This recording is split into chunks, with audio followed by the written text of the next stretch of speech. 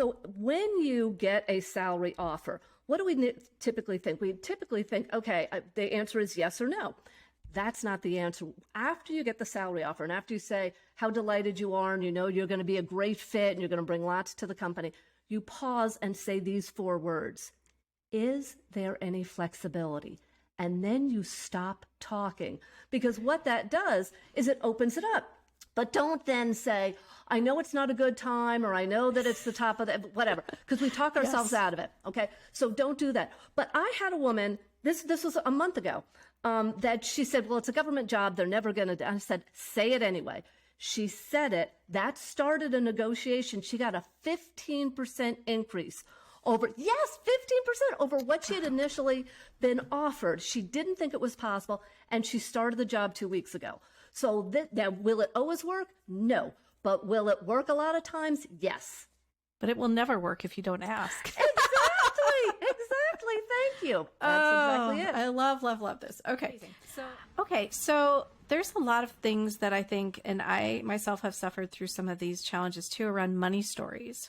Mm-hmm. What are some of the things that you've done to help maybe the most, I don't know, in-depth money stories that people have inside of them that they struggle with? How have you helped them move past those things? Well, let me tell you a story. So this actually happened, I think this was in December. So I was talking to somebody, and she was looking for a new job. And actually, this was a friend of a friend, so I was just chatting with her. And I said, you really need to negotiate. She's like, and literally the look on her face, and she got small, like she saw her hunched over. She's like, is that okay?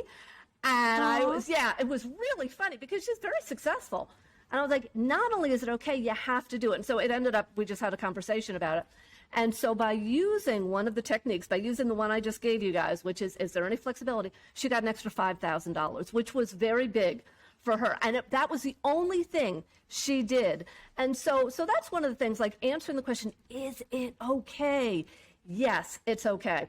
But again, when I coach people, I ask people to think about, like, what are they telling themselves? And then I always ask them, how true is that?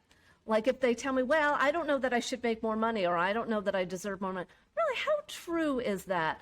And then we look at it and I say, how is that helping you or hurting you? And then they tell me a lot of times, well, that's really not helping me at all. And I say, okay, so what do you want to change it to? Do you want to take a different action, or do you want to think about it differently? And so I'm all about the turnaround.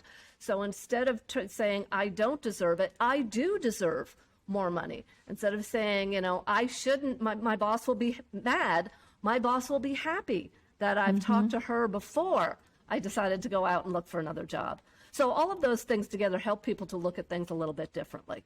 Yeah. Okay. So what's the one piece of leadership or career advice that you received that's helped you the most? Okay, this one's going to sound funny. So somebody gave me the advice, don't marry your job, just date it. And early in my career, I stuck with a job way longer than I should have, because I'm like, oh, they need me and stuff like that. And I realized they didn't need me. And so since then, even though, I have loved my jobs that I've had, I realized that they could get rid of me at any point and I can leave at any point. And I have to take a look at that and say, is this a job that I want to be in?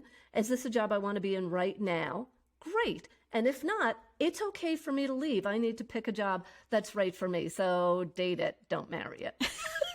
I love that. And it's such a great thing to say to someone and they get it, right? It doesn't take any conversation to explain that one.